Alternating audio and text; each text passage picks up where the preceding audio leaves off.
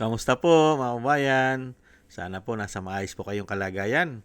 At muli po, samahan niyo po yung lingkod at tayo po yung magkomentuhan dito po sa Tambayang Makabayan.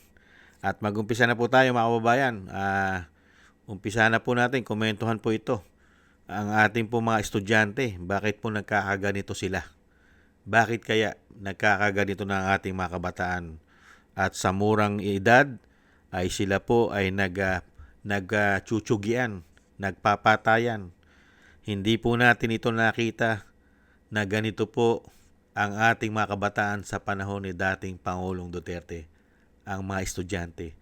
At nung naging DepEd Secretary po ang Vice President, hindi po ganito ang mga estudyante yata, mga kababayan. Bakit nung mawala po ang Vice President sa pagiging DepEd Secretary, bakit po nag-umpisa na po na magkaganito na po ang mga kabataan sa murang edad nila?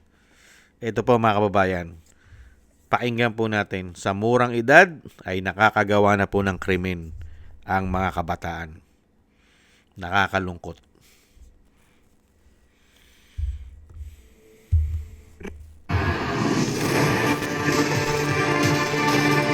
Bago ngayong gabi, isa na namang kaso ng karahasan sa loob ng eskwelahan nang dahil sa pagtatalo sa sukli, sinaksak ng isang estudyante sa Las Piñas City ang kanyang kaklase.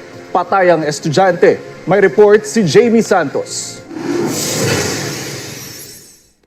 Nagwakas sa trahedya ang pagtatalo ng dalawang lalaking estudyante ng Las Piñas National High School.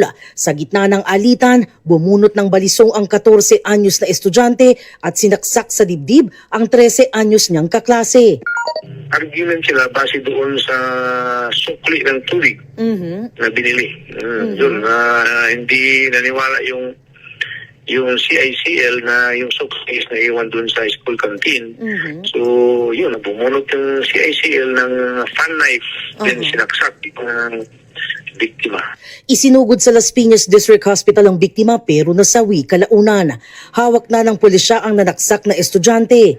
Na-recover na rin ang balisong na pinaniniwala ang ginamit sa pananaksak.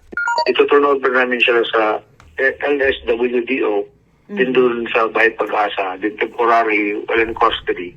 Mag-prepare kami ng document, then and as far as our coordination with the prosecutor's office, i-inquest pa rin namin sa prosecutor office to have ano yung decision nila, anong yung appropriate disposition.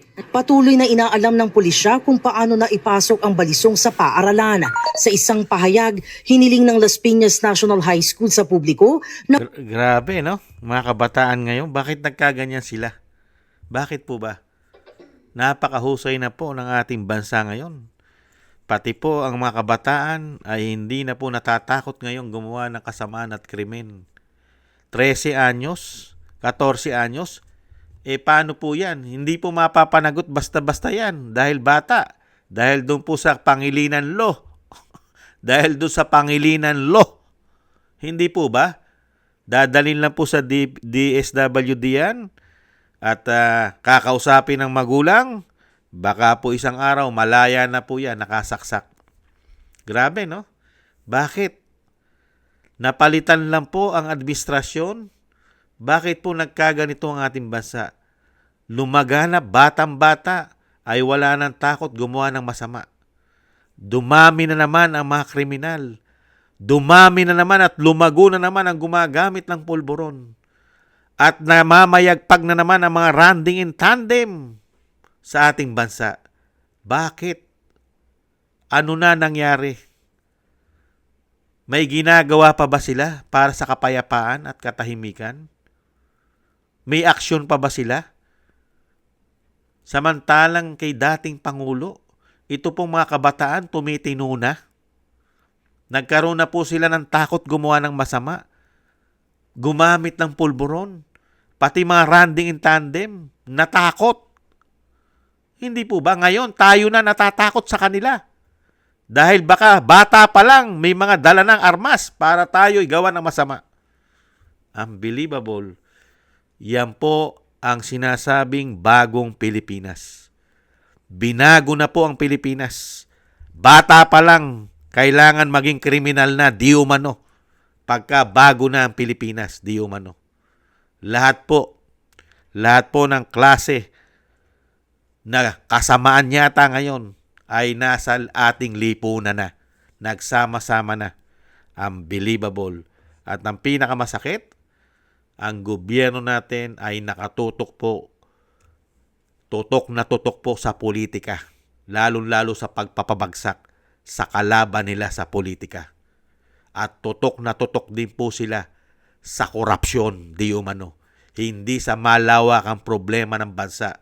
Katulad po nito, mga bata, korupsyon ang inaatupag at pamumulitika. Kahirapan at ang pinakamasakit, ibinaon pa tayo sa utang. Pero ganito lang ang mapapala natin sa kanilang paglilingkod na sinasabing safe at seguridad na daw ayon sa kanila safe na ang ating bansa. Paano magiging safe? Sa eskwelahan nga lang, hindi ka makakita ng safe ngayon. Mga bata. Kaya nga po tayo nagtaka. Nung panahon, di ba ulitin po natin, nung DepEd Secretary po ang BP Sara, hindi natin narinigan ang mga estudyanteng batang-bata, 10 taon, 13 anyos, mga elementary, mga middle school, mga kababayan, ganito po ba nung DepEd Secretary ang Vice President? Natalamak na ganitong gumawa ng krimen ng mga bata na estudyante? Pambihira. Mahusay po ang paglilingkod nila sa sarili nila. Hindi po sa mahigit 100 milyong Pilipino. Puro pang sariling interest lang yata ang inuuna nila. Kaya po ang ating bansa ay kilala na po ang ating bansa. Kilala na sa ganitong klase na krimen, sa laganap na pulburon, laganap na korupsyon, at pati po ang Pangulo ay kilala na rin po na sinasabing gumagamit din daw po di umano ng pulburon sa buong mundo. At kilala rin sa pagiging Judas di umano. Lalong-lalo po nung ipinagkalulo niya ang kapwa niya presidente at pinamigay niya at binastos niya at niwalang niya di umano ang ating soberenya. Hindi kaya. Kaya yan po ang napala po natin mga kababayan. Bakit kasi ibinalik pa natin? Dahil meron na silang history at nasa dugo na talaga pala nila at hindi na mawawalat, hindi na pala mababago yung nasa dugo na nananalaytay sa kanila di umano. Yan po mga kababayan, korupsyon, krimen, pulburon, at politika. Yan po ang umiikot sa ating bansa. Kaya nakakalungkot. Magdoble-doble ingat po tayo. At syempre po ang ating mga anak, mga kababayan, ay lagi po nating ingatan.